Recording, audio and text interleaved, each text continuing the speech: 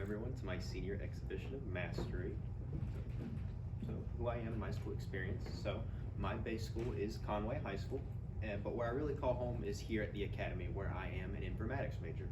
And one question that I always get from friends and family is, well, what exactly is informatics? And at its heart, it's basically data science. But one thing I hope to explain to you today, along with my mastery topic, is how informatics relates to what I've done in the past as well as what I'll show you today, and what exactly it is for me. So, my topic that I'll be talking about today is the spread and perpetuation of conspiracy during COVID-19. And to introduce some members of the panel, we have Mr. Easler, who is our AST Media Specialist. We have Ms. Martin, who is a history teacher here and one of the heads of Beta Club. We have Ms. Penn, of course, who is my informatics teacher and a theater teacher here.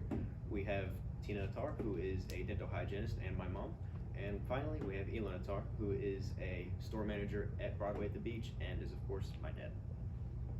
So, my rationale for the project. So, I and many others during COVID and even a little bit before were constantly told and bombarded with headlines that conspiracy theories are on the rise and that they're increasing rapidly as we speak. And we would get headlines from Politico saying we're living in the golden age of conspiracy theories, and NPR that they're spreading more wildly and faster than ever, and CNN that we're also in the golden age, and finally from the Washington Post that they're spreading more wildly and rapidly than ever.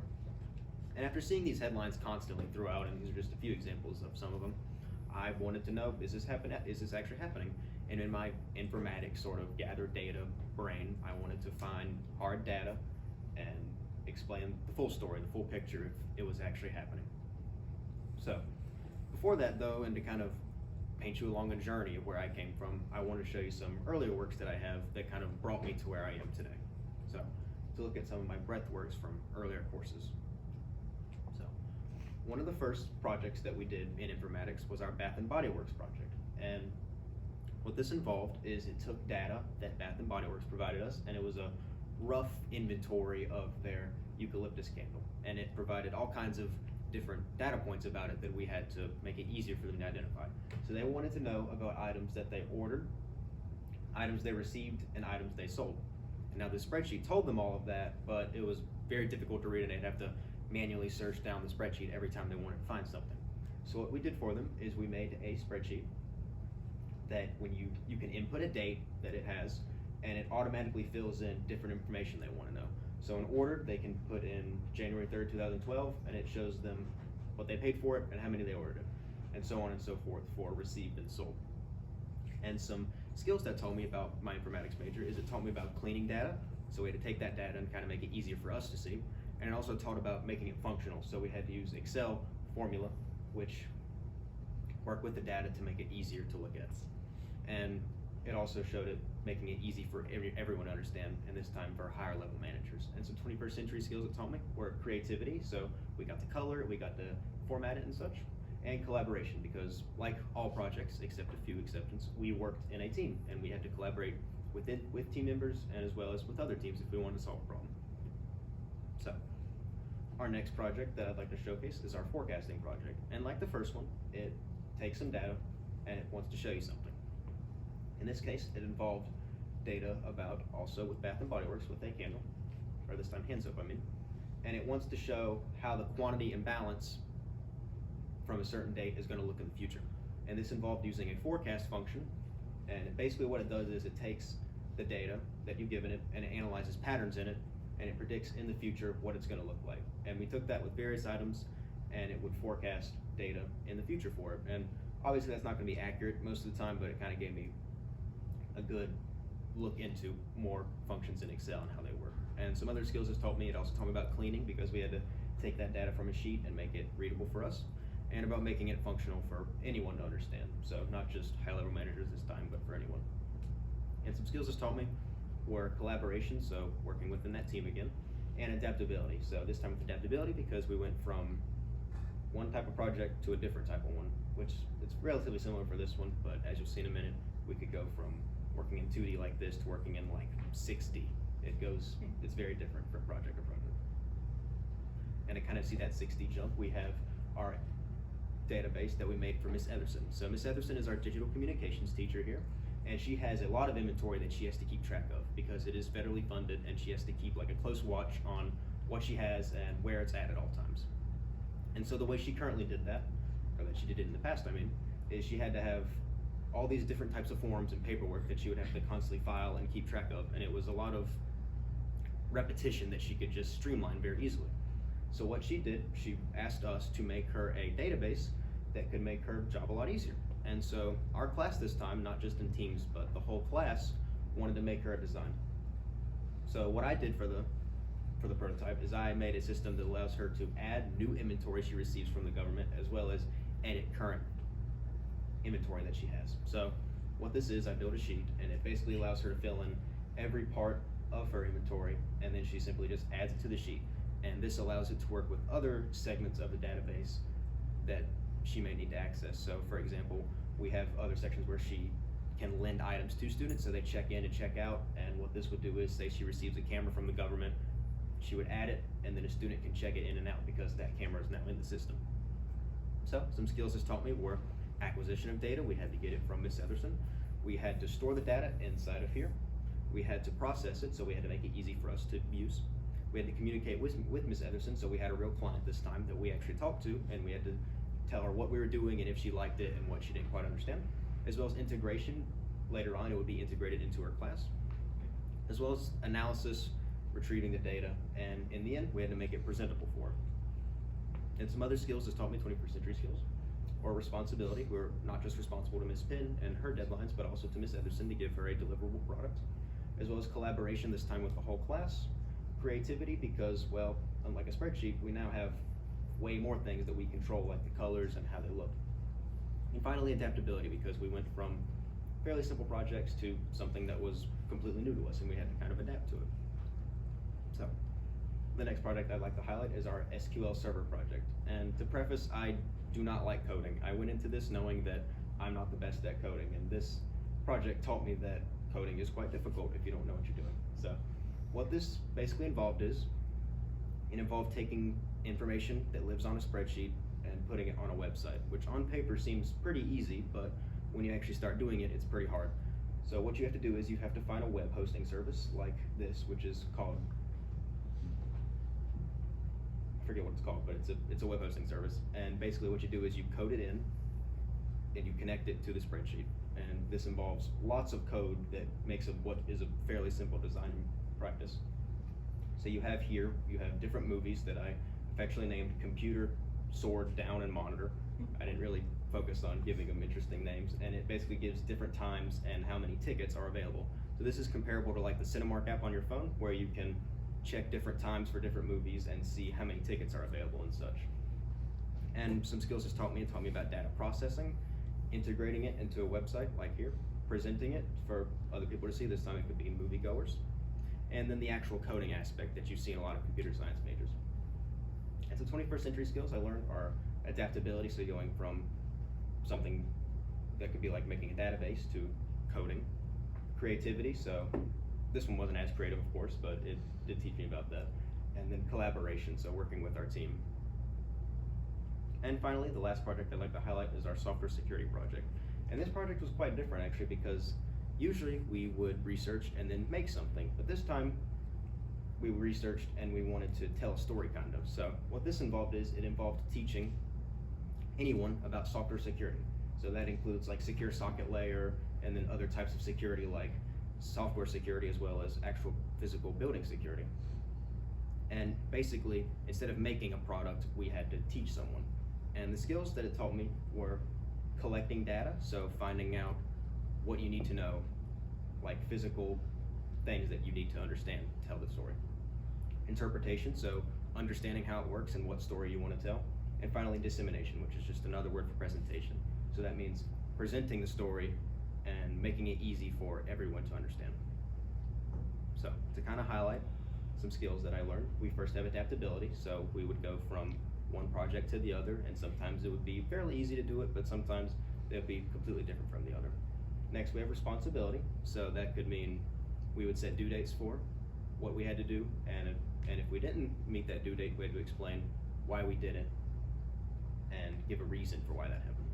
Next, we have technology operations, which I didn't mention, but every project here was essentially technology. It involved using all kinds of different programs, from spreadsheets to databases to coding, and we had to understand how they worked. As well as collaboration, because the vast majority of projects were with teams, and we had to understand how to work with team members and say, if a teammate wasn't there, we had to communicate with them what we expected of them and what they expected of us to do in class. As well as creativity, because a lot of projects involved us making stuff from the ground up and visualizing how that would look in the future of the product and how that would look for not just us, but the end user as well, to make it visually appealing to them. So that was kind of my journey and what led me down this rabbit hole, I guess you could say, of informatics. And so now I'd like to talk to you about what I would like to present today. So my main objective is to demonstrate the harm, if any, that conspiracy theories can cause to a society. I didn't just want to assume that believing in a conspiracy theory can cause harm. I wanted to find actual information and data if it is. As well as determine if conspiracies are spreading, at what rate they're spreading, and why they may be spreading in the first place throughout the world. So not just the US or a single state in the US, but also on a global theater as well. So the main topics I'll talk about are background in conspiracy ideation. So where do conspiracies come from, and what is a person's ideation with conspiracy theories? And also I'd like to talk about information bias among older people, and the reason for that is a lot of people would just simply point the finger at elderly people and saying this is the group that's causing a lot of issues among false information and conspiracy theories. And so I'd like to look at how age affects a person's ability to discern fake information and determine true information. And also I'd like to look at conspiracy theories on the rise. So are conspiracies increasing, and why or why not is that happening? And finally, I wanted to look at the consequences of conspiracy. So like I said earlier, are there any real world consequences for the individual and society for believing in mass conspiracy theories? So first we have background in conspiracy ideation. So here we have a COVID conspiracy background slide. And these are statistics from the National Institute of Health, which is a federal government institution. And these are stats that I found earlier on in my research. So here we have 73% of Americans believe that conspiracies are currently out of control, as well as that 59% believe that comparatively from 25 years ago, that much more people are believing in them.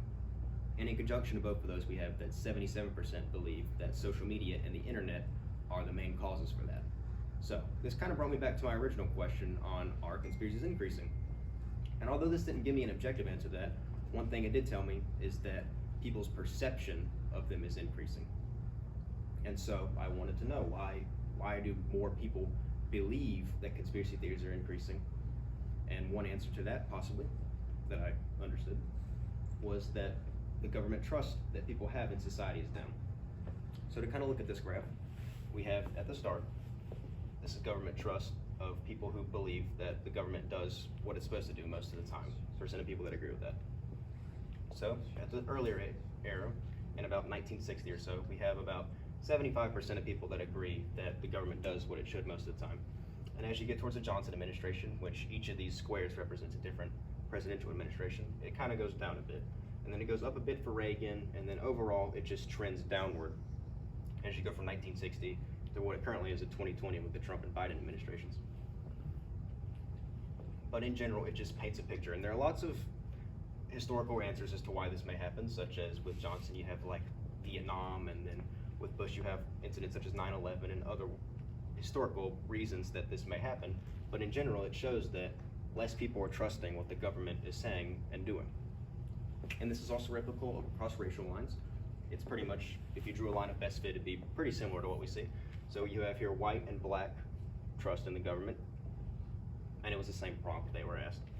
And it goes basically just down. It starts at about 75 to 80%, and it just keeps going down. And this is also seen with Hispanic and Asian, where it kind of goes up, trends up a bit, and also goes down in the end. So it's replicable across racial lines too, in a similar trend. So, what is a person's conspiracist ideation, which I mentioned earlier?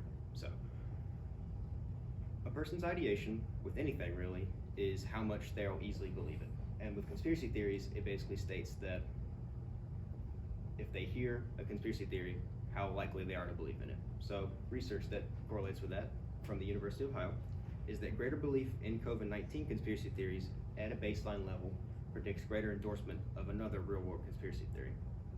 So what does that mean? Basically, it means that if you believe in a conspiracy theory, such as maybe vaccines for COVID are bad or that they don't actually help, what this research study says, if you believe in that COVID conspiracy theory, then later on, you're more likely to endorse other conspiracy theories. And so as an example, let's say you have a low ideation at the start. You're more likely to research a theory when you hear about it and make your own conclusions based on the data. But let's say you have a higher ideation later on, you're more likely to just believe what you hear kind of and not research it as much. So why during COVID was my next question about that. And basically we have that COVID shook the entire world, right? Lost control. It stress tested every nation and it caused people to feel kind of powerless, right? They wanted to find an answer in the storm. They wanted to find something that would give them comfort, in a sense. And once a baseline theory was found, it kind of increased their ideation. So basically they started believing in more theories. And a quote from the University of Ohio reads that the widespread damage created by the COVID-19 pandemic has heightened people's anxiety, uncertainty, feelings of powerlessness, and has created friction between members of different social groups, and that such conditions represent a near perfect recipe for the proliferation of conspiracy theories. And what this shows is all these events, all these like things going on in society make a kind of like almost perfect storm to fall to conspiracy theories, a kind of crucible of sorts. So to kind of visualize that, I found this image called the rabbit hole visualization. And basically, it starts with theories that are grounded in reality, things that did actually happen, and it escalates kind of. So earlier on, you have relatively sane theories. You have, at the bottom, you have like Watergate and other theories such as big oil pushed climate misinformation. So things that did possibly happen and things that did happen. And as you go up the list with your conspiracist ideation increasing, you have kind of theories that are more detached. So in the middle, you have UFOs and that Jeffrey Epstein didn't kill himself and that we all live in a simulation. So we, as an example to kind of talk about that, we do track UFOs, unidentified flying objects, but just because we don't know what's flying in the sky doesn't necessarily mean that aliens are real, right? And in the top, we have theories that are pretty much disconnected. We have strong evidence that they did not happen. So we have theories such as Elvis is still alive, that mattress firms are laundering money, and that Ted Cruz is the Zodiac killer. So it's things that we have documented proof. We know Elvis is dead. We have a death paper, I forget what it's called. A certificate of death, that's what it is. And we know he's dead, there's a body, right? But a lot of people would just simply disagree with that. And it basically just escalates from things you know you aren't true, so you start with your COVID theory, but in the end you can go all the way up to the top. And it would be nice if that was the top, but it's not. There is 2 other layers to it. So as you go up, your ideation is still increasing. And not everyone reaches here. Some will just stop, and some may stop at the bottom, but some do eventually reach here. So on the lower level, you have theories such as 5G is toxic and global warming is a hoax. Vaccines have microchips, and the pandemic was planned by the Chinese. So you have concepts that often are disproven, and also that they start to threaten marginalized groups. So as an example, we can point at the pandemic was planned by the Chinese. That is a thing that can seriously endanger Chinese immigrants and other people of Chinese descent that are here. And finally, at the top, you have theories that are pretty much detached from reality. So you have QAnon, that the Holocaust was denied and that it didn't happen, as well as Great Replacement theory, Hollywood is turning your kids gay, and Pizzagate. And an example you can talk about with Pizzagate is how they literally sent death threats to some random small pizza owner, and because they thought he was running a sex ring in his basement, which is pretty wild that they did that, and there was property damage. His thing was ruined and his reputation was ruined.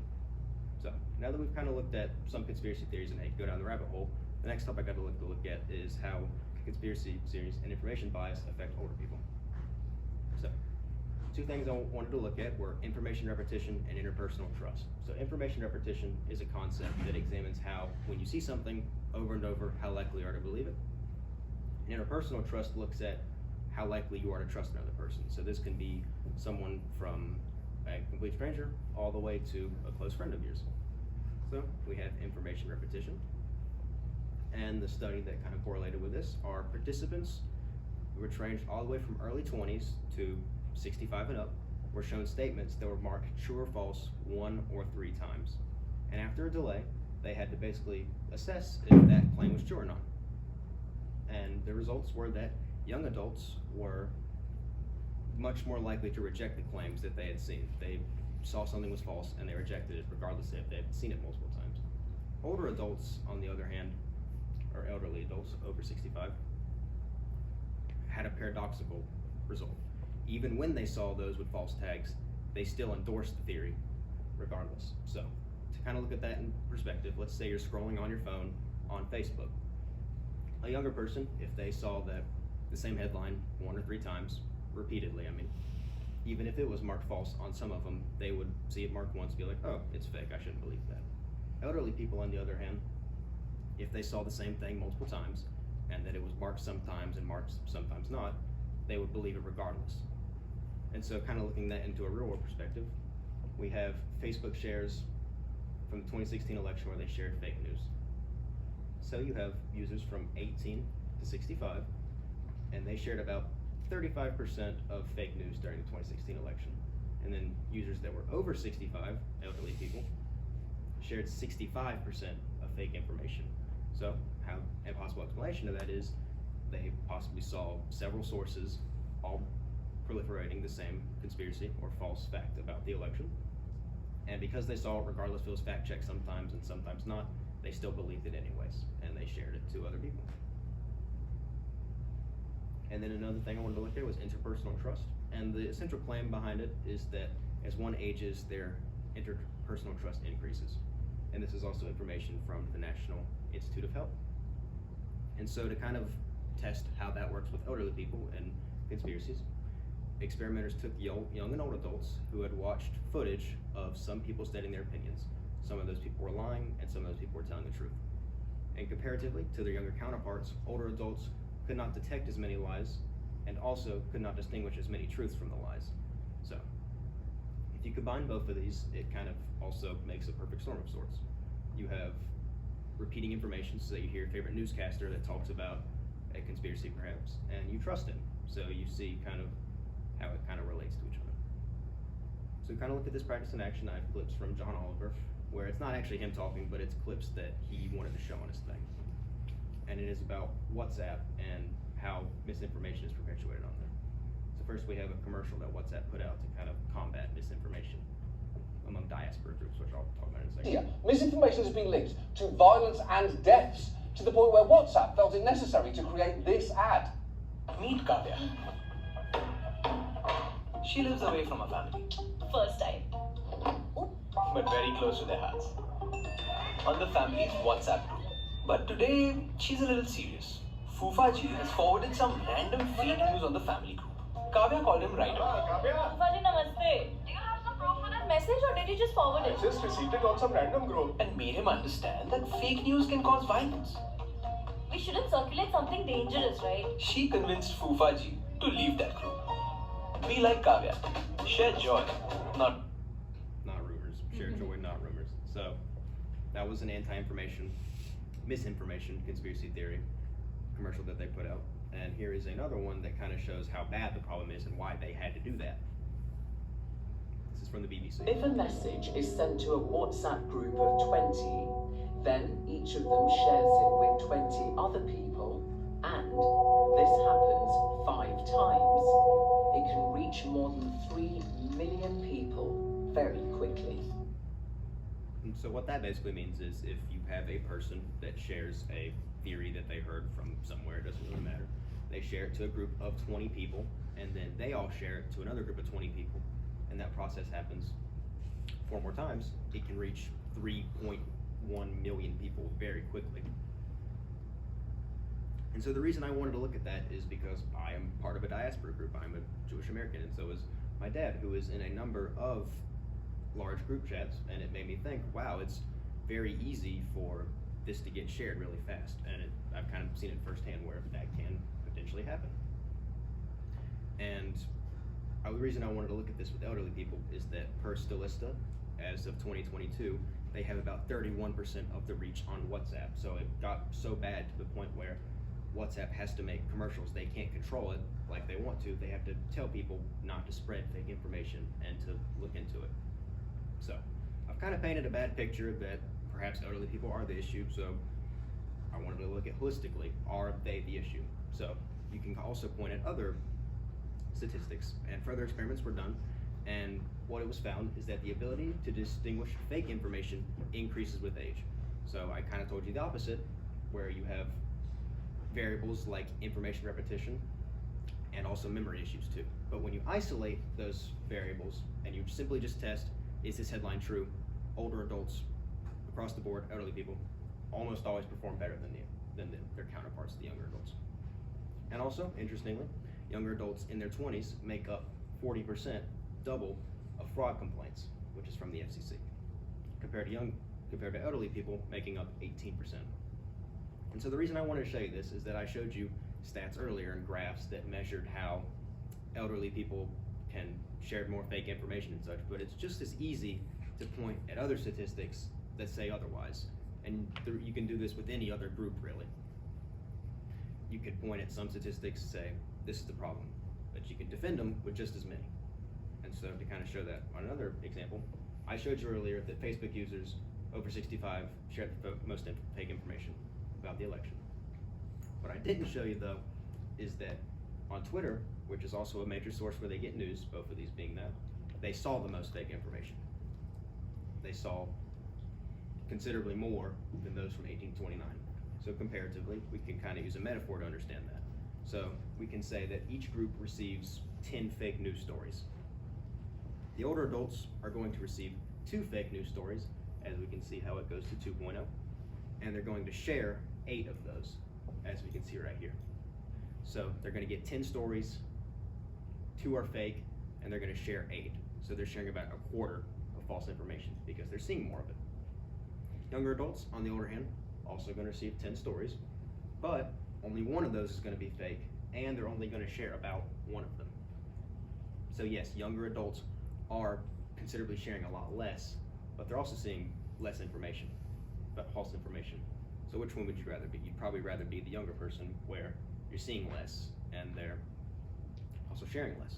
So it's not really fair exactly because they're seeing more. The algorithms on these sites are showing them more of what they want to see to prove a point, kind of. And like I said, you can point at statistics from here and there, and they present different pictures. So if no one is the issue, if we can't really pinpoint one group in society that's causing these rising conspiracy theories, who's doing it? Why? Who is causing them? So finally, we're at conspiracies on the rise. So now that I've kind of told you about the possible groups and background and ideation, let's move on to see where the spread is and how quickly these conspiracies are rising. So we have here COVID conspiracy trends, and this graph looks at belief in COVID-19 conspiracy theories in the US. And it starts from March 2020 and goes all the way to June of 2021.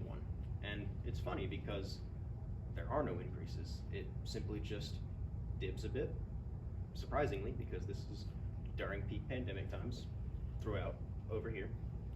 And it increases moderately back to its baseline level of 0.3. And this is interesting because there are no increases. What we're seeing is stagnation. There's no decreases either, but we're not going from like 0.3% of people, or 3 out of 10 people, to 9 out of 10 people. It's not going up crazily like we thought. And this is also replicable across other COVID-19 conspiracy theories. So we have universal decreases, smaller decreases, from 2020 to 2021, with 2 exceptions, one of those being a moderate increase, and there are several explanations as to why that's happened. But in general, we're seeing very slight decreases and overall stagnation. And if you were to add up all the numbers, so to kind of highlight it a bit, you have like -1, -3, -6, the big one being +7, so more people agree with that, stagnation at 0, and then -4, -6. So overall we're seeing slight decreases, but mostly just stagnation. And if you were to add up all those numbers, you'd get a total of -13. So across the board we're seeing slight decreases. Now, what I expected for about 3/4 of this project, after seeing all those headlines, is that yes, COVID conspiracies are rising. Until my teacher, Ms. Penn, actually said, well, what's the source behind that? And so I Googled it and I found several sources, all of which agreed that no, they're actually not increasing. So I was wrong, and I learned that yeah, you have to cite yourself, and you can't just listen to all these headlines that you're seeing. And so this is replicable for also just conspiracy theories in general. So you have changes in QAnon, which was also a COVID conspiracy theory. And you do see +1, so yes, more people are agreeing, but that's very small. But you also see -1, -2, -5, so less people are believing in tenets of QAnon, mostly. It's just, mostly just stagnation. The numbers almost kind of cancel each other out. And as well as conspiracy theories in general. So you have here how, what interestingly, it looks like it's rising, that more people are believing in various different conspiracy theories. But to look at the entire image, it paints a completely different picture. Where is this? There you are. Here's the entire graph. What I didn't show you is that we have the change in 37 conspiracy theories, and those were about 5 to 7 of them. So if we scroll down, we start to cut off at about here, at conspiracy number 9. Or sorry, conspiracy number 10, at +1. So they're all slightly increasing, some being fairly significant increases, but it kind of starts to bottleneck right at here until we get lots of zeros, so lots of stagnation, and then it starts decreasing from that point on. You start seeing large decreases until you get to the point of like -31, -28, so very large decreases actually. So I'm gonna go back. There we go.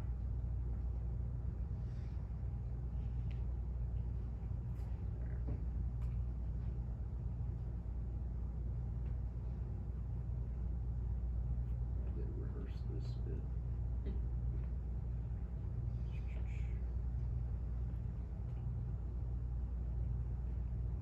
Okay, it doesn't seem to want to go full screen.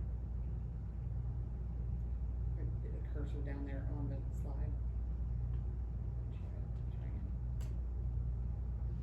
Oh, well, that's okay. I can't quite get it to go full screen, but you can see it. So now let's look at the consequences of conspiracy theories. So we saw that they're not decreasing or they're increasing. They're staying relatively stagnant across the board when you take into account the ones that added and the ones that subtracted. You're seeing stagnation mostly. So believing in conspiracy theories has various observable effects, such as believing in anti-government theories causes a reluctance in voting. Believing in climate conspiracies causes people to be less reluctant to recycling and reducing their carbon footprint. Believing in anti-vaccine conspiracies can cause you to not want to get a vaccine as much and stop the spread of various preventable diseases. And overall, there's several others, but I just wanted to list those. But what they also provide is they can also provide a stable worldview to people that may not believe them, what they're being told. So this graph shows adults that believe that each group is likely to work against us, and you have various different groups such as Republicans, Democrats, which also have corporations, foreign governments, and other ones. And in general, what we're seeing with this as well is mostly stagnation. You're going from like 0.25 rising to 0.25. You may have sharp increases, but you also, in the end, do level off. And it's replicable across most of these groups. You're starting at one point, you may see some fluctuation, and it's staying the same. So you're seeing no major increases. You're not seeing any large decreases either in a lot of cases, but relative stagnation. So why does that matter? Why is it still an issue?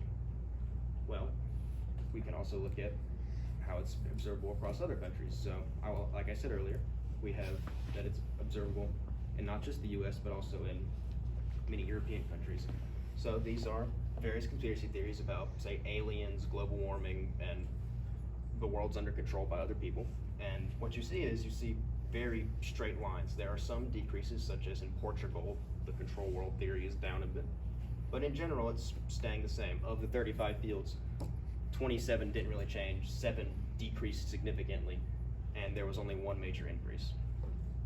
And regardless of the fact that there are no increases, which is a great thing, the problem is that there's stagnation, that it's not decreasing fast enough. When you have theories that just aren't going away, they're perpetuating, people are still spreading them, but there's also people dying out too that believe in those theories, but they're still staying alive, right? And so that's a problem, right? Because you get effects such as those listed right there. So what was discussed? We talked about background and ideation. So what is a person's ideation and how when you hear one theory, you may start to believe in others. Talked about COVID conspiracies and how it can open a sort of rabbit hole, as well as how elderly people are not exactly the issue, and that you can point at other groups, so how information repetition can affect them, as well as interpersonal trust, and how it's a very nuanced issue and that you can't really blame one or the other. As well as conspiracies on the rise, so how there's no increases, but rather there's lots of stagnation, as well as there's some gains and others and some falls, but like I said, relative stagnation. And then finally, the consequences of conspiracies, so how, yes, they're not increasing, but the problem is they're not decreasing fast enough. In the age of information, you would expect there to be lots of decreases. People can find good sources, but also bad sources can proliferate and cause false information and conspiracies to spread. So the spread is still there, but it's not going down fast enough. So there are many ways you can help, and I have some written down here. So for online, you can report the post for false content. You can message the person if they're possibly unaware. For friends and family, you can ask them where the information is coming from and help them understand that oftentimes online that their news is targeted to them, that they're receiving that story because they think it'll generate clicks for their website if they can get information. And basically you just want to ask them, what's the source behind your theory and why do you believe it?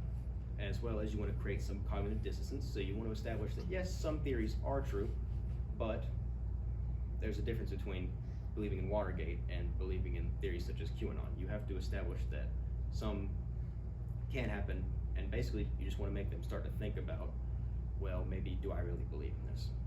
And you have to accept that debunking can be difficult, so oftentimes when you just give them a spew of information, they may have their own information that they believe in, and you have to accept that you have to simply just get the ball rolling, kind of. You have to have them start thinking, and maybe they'll come to the conclusion on their own. And it's also good to not debate it online. You want to have a good personal connection with them. And debating online can often cause other issues too, such as they have their own sources that they can find easily. And possibly the most important one, mocking does not work, so you want to be kind towards them. You want to be understanding that maybe they believe this in sincerity, and they want to help you by sharing this information with you. So you want to be kind towards them and maybe possibly help them. So, how is this informatics? Like I said earlier, with those three tenets, we have data collection, data analyst, and data dissemination. So, collection involves finding the data. So for this project, that related to me finding information and visuals to show you guys, as well as analysis, where I decided exactly what story I wanted to tell and how that story kind of changed throughout because there was some information that I just didn't know towards the end. And then basically holistically looking at all your information, so not blaming one group or the other like I mentioned earlier. And then finally, a very important facet was presentation or dissemination. So deciding what exactly you want to tell, making it presentable for people, and making it easy for everyone to understand, not just experts or people in certain fields. So, an evaluation of the course of informatics is it taught me a lot about different things. So one thing was timeliness. A lot of times, in later projects especially, we had to set our own due dates, and if we didn't make that due date, we had to explain why we didn't do it, or if we didn't submit something on time, which is, in the real world, that kind of taught me that skill because managers and bosses will often just tell you to do something, and you do it on time, and if you didn't do it, you have to explain why. So that's kind of a real world skill. As well as interest, it told me about future interest I have, so I plan on majoring in information science in college, so it kind of showed me that I have a passion for this, as well as asking for help in the class. So the teaching approach behind this class was we were given a project, we were given a problem, and basically we were set free to do what we want. We had to find the answer on ourselves. And oftentimes we were just too proud to ask for help usually, so we would just keep on struggling until the point where some student would just say, hey, we don't know what we're doing anymore. And we would ask for help later on, and it taught me that asking for help isn't bad and that you should if you simply just do not get it. And finally, the content. So there was lots of diversity of content, which ranged from spreadsheets to databases to different types of technological platforms that we went through. So there was a wide variety that was very interesting. So for my future plans, I plan to go to the University of South Carolina and their honors college there, and I want to major in some computer science field. So my current major is integrated information systems, but that may change to possibly computer science or some other information major. Overall, I'm just not too sure. And with graduate school, also unsure. I haven't looked into that too much, but I might be interested in that. And in the future, if I get a good job, I can stay either here or move out to another state possibly, or even another country. I don't have a preference, just wherever I can get a good job.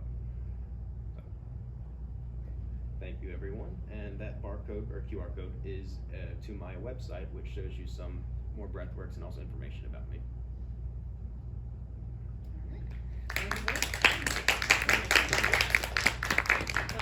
So we will go to our panel now for questions. If Mr. Easter, if you would like to begin with us for us down here, do you have any questions for Gabe? Sure. Great job. That was an awesome presentation. Thank you. And as your librarian, I appreciate the citations and how you said you've had to learn to cite yourself and find that's what I've been trying to teach for however many years I've been teaching. Though I had a couple questions, but I'll probably just ask the one. So you were showing how when you're presented with this false information, right, these wrong stories, was there any evidence to if someone was shown something, a different one, if those things were shown true stories, for instance, on their feeds, was there any evidence of being swayed? Like, what made me think of that was I recently saw Jordan Klepper on The Daily Show. He did a thing where the woman was saying, no, this is right, and then he showed her proof of it, and then she just said, well, I don't care. Yeah. I'm still going to support what I support. I don't care what you're saying is the truth or not. Mm-hmm. So and I don't know if you did any research, but did you see any evidence of that? So like how with this story was proven false headlines, kind of like the opposite of that? If it was flipped to where they were being shown true headlines, do you think that there would be any swaying or like to believe the right thing versus the false information? So oftentimes when you're talking to someone who believes in a conspiracy and if they're quite far gone, you can show them evidence that yes, this is true and this is actually how it works. And an example of that is you have like flat earthers where they bought like a $20,000 laser, shined it, and it showed that there was a 15% curvature on the earth, and they didn't believe it. And they did other examples with like lights where they shined it through a hole and yes, there was a curvature. They still didn't believe it. They just got rid of it. And I saw that documentary too. Yeah, I think it's on Netflix, I forget. Yeah. And so they may then be discredited by other flat earthers that say, oh, these guys were paid off by the government to show there's a curvature in the earth. So yes, it can help, but usually when you just show straight facts and information towards people that believe in theories, it doesn't really help. You have to kind of make them think. You have to go with a different approach. You can't just bombard them with facts, usually. It won't really help in general. I've experienced some of what you were saying about because my first thing is, especially with my own mother, is to say, this is wrong, this is not correct, and here's why. But that's when I found that people tend to dig in even further to say, no, I don't care. Or even if you're right, I don't care. Yeah. So I was curious if you saw, and you answered the question, but just if any research ever showed that as well. All right. That's it. Thank awesome. Fascinating topic. Of course, that I feel the passion, right, for disinformation, misinformation, and all of the conspiracy thinking. I guess, and of course I could go on forever, but I won't. I think my greatest questions would be surrounding, first of all, when you say elderly. Exactly. I told you. Yes, Exactly. you did say that. I was careful. Who is elderly? Typically over 65. Okay, So over people- 65. Yes. So I have a mother-in-law who is 89. Bless, she's doing great. Well, she's on Facebook probably every morning at 6 a.m. So I think my greatest curiosity would be, you mentioned Facebook and how that platform in particular, right, is problematic for the elderly people.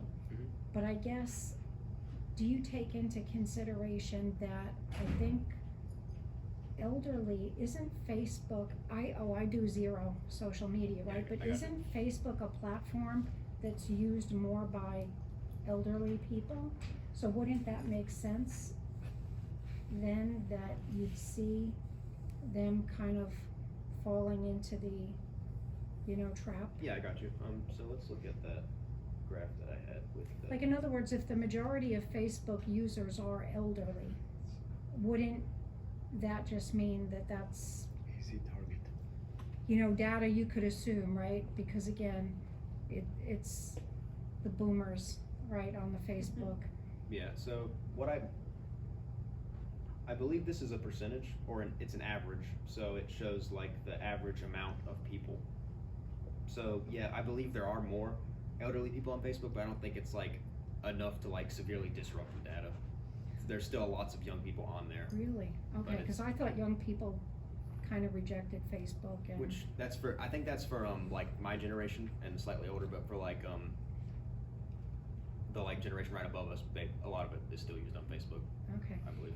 And I guess too, I think it would fall in line with retired people, Mhm. probably just outright have more time, right, to be on social media.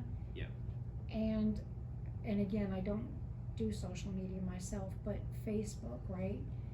If whatever these people search, then don't like advertisers and whatnot, it's like all, it now generates, so they wind up in this echo chamber, Mhm.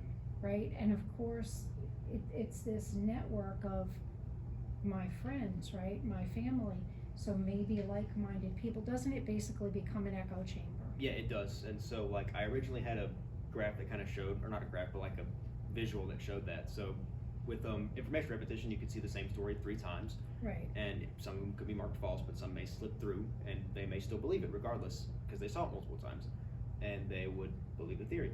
And let's say that they then sent it to a friend who has that higher trust that goes up with age. right. They would then say, "Oh, Joe sent me this, so I'll believe it too." agrees. And I've also seen it multiple times, so bam, it works like that. And it kind of is that echo chamber that you mentioned, where once they like see the theory and Facebook sees that they clicked on it, they liked it, they reposted or whatever, they're going to show them more of that, and Right. it does create serious issues. Yeah, I think it's a problem, everybody wants to be validated, right, so Yeah. that's, they're gonna get in that. Well, what I took from the previous chart was that over 65 tends to share more than, say, the 18 to 29. Because, like, I fall into that second category there, the 30 to 44, but it's very rare that I will share something. Yeah. Whereas my mom in the older category, every single thing she sees, she shares it out because I think she feels that she needs to spread the word, get the Right. information out there, and that's her way to do it. And it validates when someone says, oh, thank you for sharing, or they repost, right? Mhm. Cause then people feel like, oh, I got reposted. I think the younger it gets, the less you care about that. Yeah, pretty much, yeah. Mhm. Yeah. It's like, okay, you just don't really care as much. Yeah. And also because, these 2 charts that we struggle with these because this is tough information to Yeah. compare. Right. But Gabe felt very strongly about, and I agree with him, that the fact that older people, maybe because they spend more time online, maybe They've because got time. because they are clicking on Mhm. more things, the algorithms get narrower and narrower results, but they see more false Mhm. information, and they share more stuff, period, false or not false. So they're just statistically going to contribute more to the problem. Right, because they've got the time to be And on it's not their social fault. media. Yeah. I wanted to highlight that it's not their fault. They're affected by these issues like repetition and trust, but that's not their fault. And when you get like a tech conglomerate that's showing them more and more and more of what they may want to see, and they want to spread the information possibly to help people to see the truth. It's just not fair for them because they see more of it. Yeah, it's hard for, I think that generation also doesn't understand that what they see isn't what everybody else sees. In other words, how curated that feed is. Right. Because if you've ever, said, hey, let me scroll through your feed, if I look at my mother-in-law's feed, who's 80, if it has an eagle or a flag or a kitty cat or a dog, then she's clicked on it, and that's everything in her feed is that. And I don't see kitty cats, dogs, flags, eagles. I don't see any of that in my feed, but on hers, because I have to fix it all the time. That's what I see on hers. So they're just getting this higher dose of false information. It's generational too, in that the news was the news and you believed what was on the news Correct. for them. Walter Versus- Cronkite, right. Versus now there's just such a mass amount of information and data out there that but if they're seeing it on the thing, that's the news, then they're gonna believe it. So, whereas as it skews down that way, you start to learn better than that. And they see, Can you kind of quote back Dr. Weinhold, what she said about everybody with a platform? Do you Yeah, remember? so like originally, like you said, Cronkite, there were like 3 people CBS, NBC that share the news. But now we're like, everyone can open a Twitter account, and you can also now buy verification on that Twitter account that says, oh, maybe this is a trusted person. Everyone has a platform. You can share something, you can become the news person, and you can make up those stories, you can share true ones, you can do whatever you want, and it kind of shows that everyone can do what they. And I think with cable news networks in particular, there is news that is reported, but then there's twice as much commentary, And the which is entertainment. just someone's opinions and discussion, of the event. Yep. Great job. Thank you. We'll move on down to mom and dad down there. Do you have any comments or questions you'd like to ask? You don't have to if you don't. I don't have any questions, but He narrowed it down pretty but good, good actually. job, awesome job. Yeah. He I'm did. so impressed. Even if he is my own. Yes, you should be. It's very, very good. Thank you. All right, you guys have been looking at this for months now, but you want to edify a classmate? You got any feedback or questions you want to ask? Shoot. Jack. So one of your claims is that belief in conspiracy theories hasn't actually been growing, right? Mhm. So what if instead of each percentage or each small conspiracy has an increasing percentage, but the actual number of conspiracy theories themselves is increasing? Have you seen anything on that? So not the amount of people, but the amount of different ones. So yeah, there are, like, good example to take QAnon. There's like 10,000 different strains of that people believe in. So there may be an increase in the amount, which I didn't actually look directly into that. I looked more into the amount of people that believed it. So it's not the issue that there's more conspiracies going around. It's that there's more people believing in them, because you can have like one guy believe that the moon is made of like cheese or whatever, but it's just one guy. That doesn't really matter.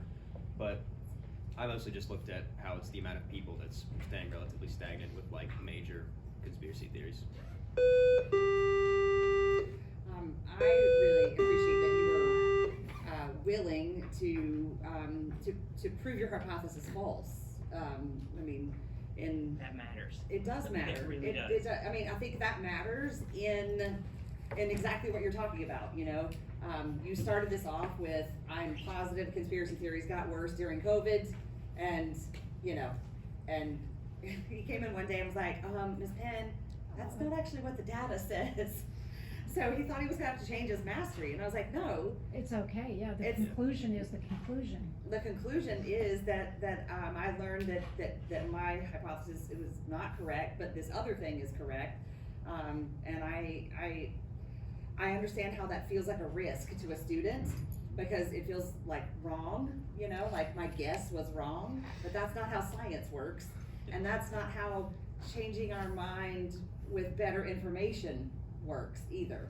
So I think that just simply conducting this type of research strengthens all of our ability to look critically at the information we're consuming, and I think that's important. And if there's anything that you leave here with out of informatics class is to demand to see the data, show me the data, and if it doesn't add up, ask more questions, because you guys are just like the drinking from a fire hose generation when it comes to how much information is going to be coming at you all the time. Awesome. Well, let's give a round of applause when we're done.